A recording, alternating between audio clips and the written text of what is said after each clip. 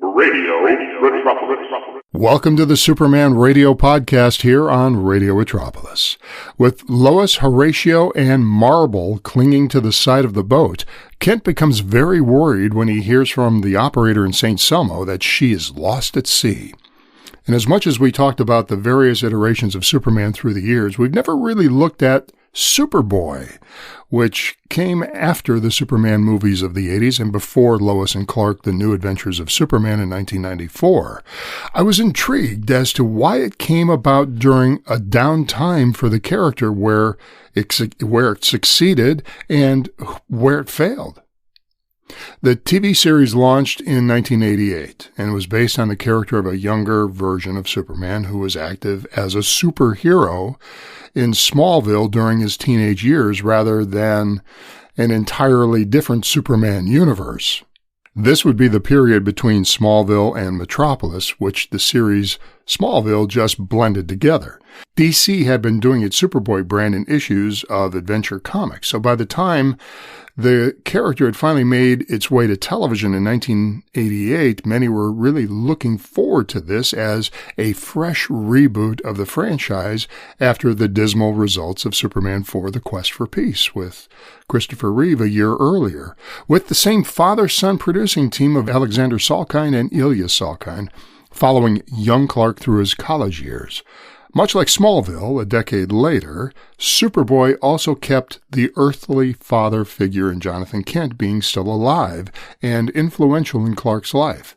John Haymes Newton was first to play Superboy, leaving Smallville, and, as Clark Kent, attending college at Schuster University. Lana Lang was in the series, as well as a new character, T.J. White, who just happened to be Daily Planet editor Perry White's son.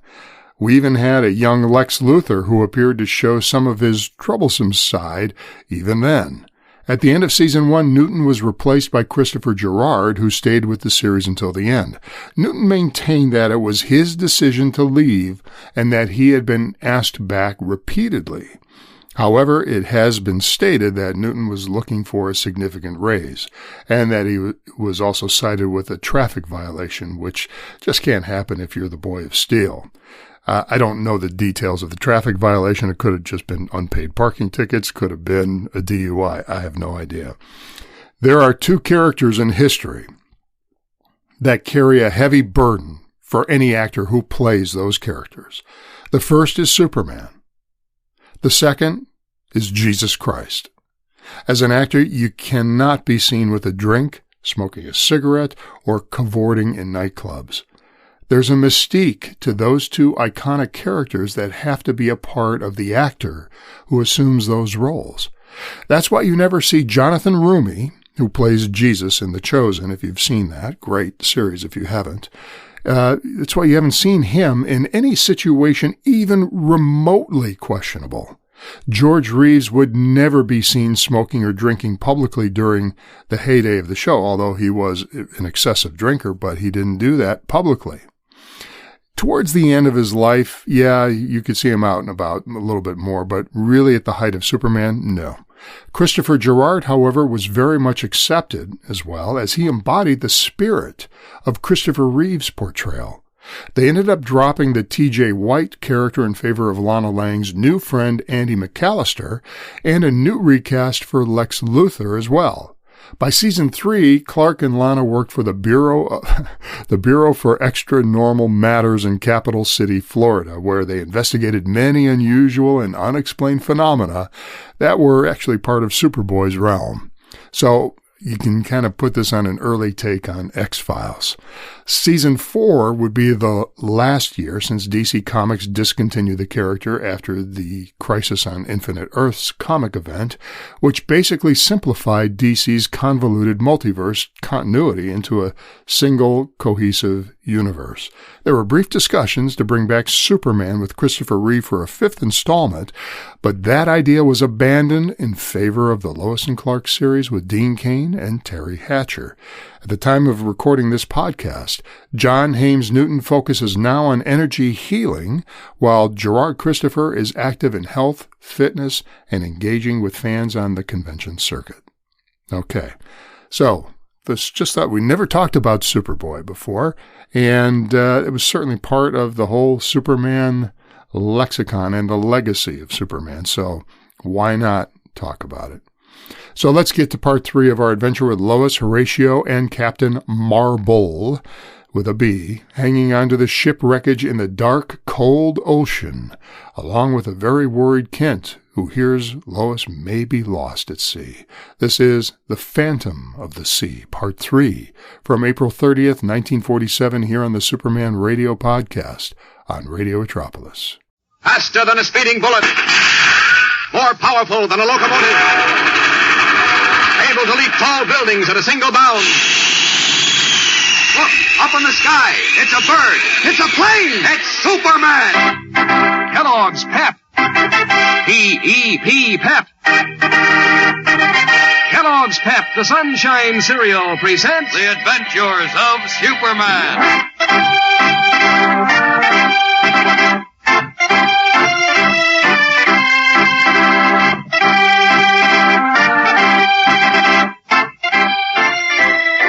Today, Clark Kent as Superman finally reaches the scene of the mystery, but evidently too late.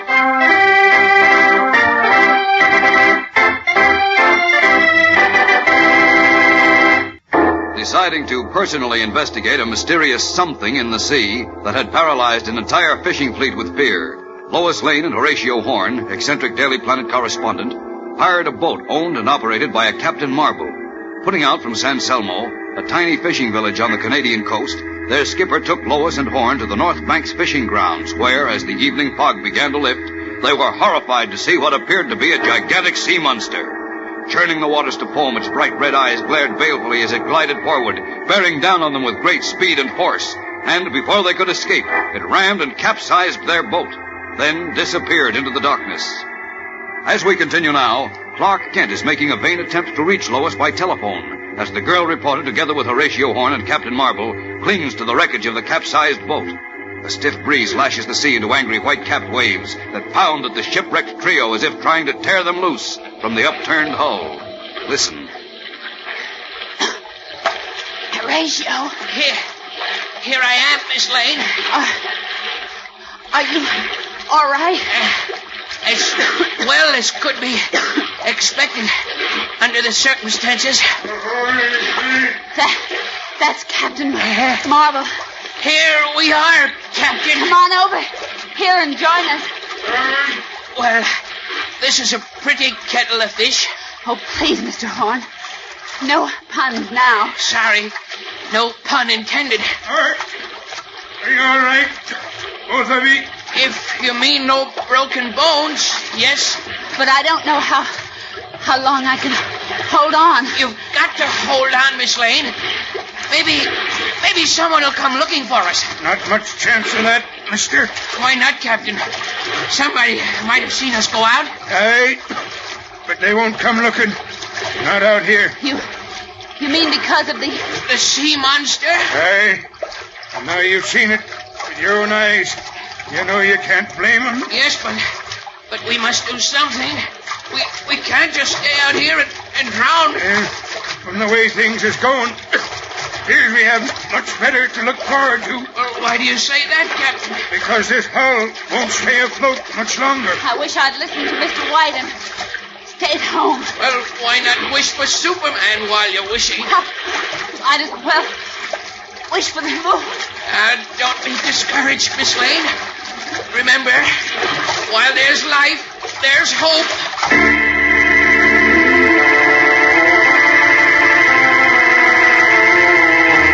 While Horatio Horn tries valiantly to bolster up Lois Lane in the face of Captain Marble's glum forecast of doom, Clark Kent paces the floor in Perry White's office at the Daily Planet, where they are both waiting for a long-distance phone call to be put through to the girl reporter. Oh, for heaven's sake, Kent, will you please stop pacing the floor? I'm sorry, Chief, but I can't help being nervous. Oh, sit down and relax. Wearing out my rug isn't going to help matters. Why don't you practice what you preach? Huh? What do you mean? You're just as worried as I am. All right, so I'm worried. Who wouldn't be? We've been waiting over an hour to get that call through to Lois in St. Selmo. Why in tarnation should it take so long? I don't know. Maybe they can't locate her. Maybe she's out. Oh, what will she be doing out at this hour of the night? She could be following up a lead. Well, the phone. I'll get it. I got it. Hello? Yes, Miss Backrack, did you... What? Still haven't located her. Great Caesar. Well, did they say when... Wait a minute, what's that? She went where? Never expect to see her again. What's that? Because what? Great Scott, are you sure? Kent, for Pete's sake. No, that won't be necessary. Thank you, Miss Backrack. Well, what's happened, Kent? What's the matter? Lois and Horn hired a boat and went out to the fishing ground several hours ago to locate the sea monster. Good heavens. They haven't been seen or heard from since. From what the St. Selmo telephone operator told Miss Backrack, the villagers never expect to see them again. That's impossible. Well, maybe, but this time I'm going to follow my hunch to St. Selmo, so don't waste your breath trying to stop me. Now thoroughly alarmed, Clark Kent rushes out of the startled editor's office and, locking himself in his storeroom, strips off his street clothes to stand revealed as Superman. Up with this window. Now, out and away!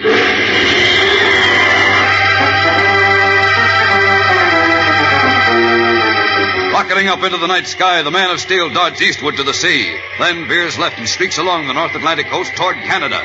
In a few moments, he covers the vast distance from Metropolis and drops down behind the Fisherman's Inn in San Selmo. Then, swiftly resuming the guise and garb of the mild-mannered reporter, Clark Kent, he strides into the deserted lobby of the small hotel and approaches the elderly clerk who snores peacefully in a chair behind the desk. Excuse me. What's that? I'm sorry to wake you, but I'd like to... Well, that's all right, young man. What can I do for you? I'm looking for a young lady, a newspaper reporter. Reporter, you say? Yes, her name is Lois Lane, and I understand she went out to the fishing grounds in a hired boat. Do you happen to know if that's true? As far as I know, it is. And if it is true, don't ever expect to see her again. Alive, that is. Why do you say that? Because there's something out there, that's why. And if she and Mr. Horn, that feller with her, if when they saw it, they're plumb goners. Now, look, can you give me any idea whose boat she hired? Well, I hear to make a deal with Ike Barnaby to take him out. You tell me where this man Barnaby lives? Yep, but it won't do you any good. Why not? 'Cause if he took him out, he don't live there no more. Please tell me where to find his place. Just as you say. Ike's shack is down at the foot of the next street, alongside his mooring dock. Thanks very much. Good night.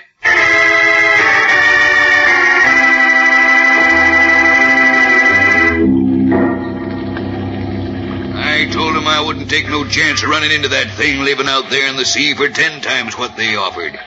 And I warned them to stay away from it. But they wouldn't pay me no mind. Who did take them out, Mr. Barnaby? Jonathan Marble.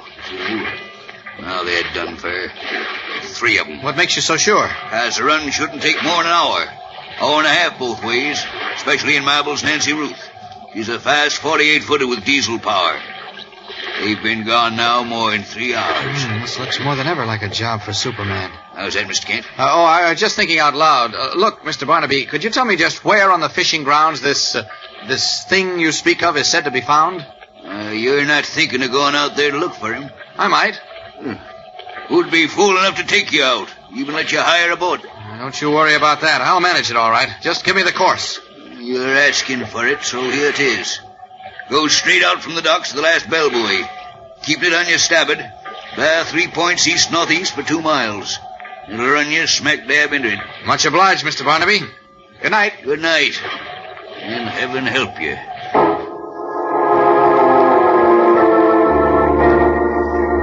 Leaving the puzzled fisherman shaking his head sadly, Clark Kent ducks behind a darkened shack and once again resumes his true identity of Superman. And a moment later he takes to the sky in search of his friends. Will he find them? We'll know more in a moment when we return for the climax of today's episode. So stand by. As Superman takes off in an effort to find them, Lois Lane, Horatio Horn, and Captain Marble are still floundering in the angry waters of the cold North Atlantic. Cramped and nearly frozen, they cling for dear life to the fast-sinking hull of their capsized boat. Only a few minutes left before this hull goes under. Oh, that's a happy thought, Captain. Quick, let go and swim away from this hull. Fast as you can. Oh. She's going under. Who can swim? I can't move a muscle. I'll help you, Miss Lane. All right. Now, push away with your legs. Go! Well, there goes the Nancy Ruth. Best boat I ever owned. Swim fast, or the suction will drag you under.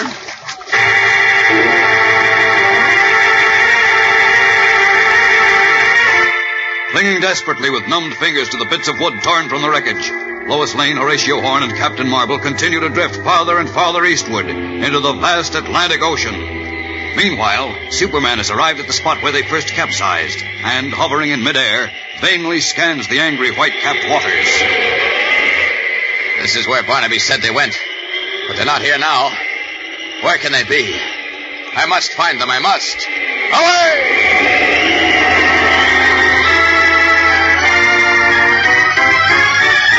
Unaware that the tide has carried his friends out to sea, Superman continues his search of the area, his keen eyes scanning the dark waters as he skims low. How will Superman find the shipwrecked trio? And will it be in time to save them all from serious injury or worse? Perhaps he may even run into the so-called sea monster. Now that Superman has gone into action, there's excitement ahead in this mysterious story of the Phantom of the Sea. So don't miss the next episode. Be sure to tune in again tomorrow. Same time, same station. And remember, for breakfast, it's Kellogg's Pep. For excitement, the adventures of Superman.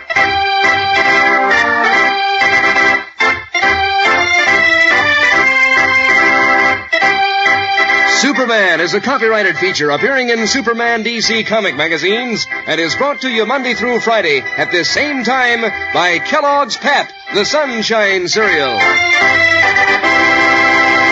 And be sure to be with us tomorrow for the thrilling adventures of Superman. This is the Mutual Broadcasting System. And that was The Phantom of the Sea Part 3 from April 30th, 1947, here on the Superman Radio Podcast on Radio Metropolis. It's about time Kent got into gear despite Perry White's initial objections. Now we have Superman in on the action just as the boat went down and the duo are treading water. This is a cold, dark sea in Canada, which sounds a lot frightening, doesn't it?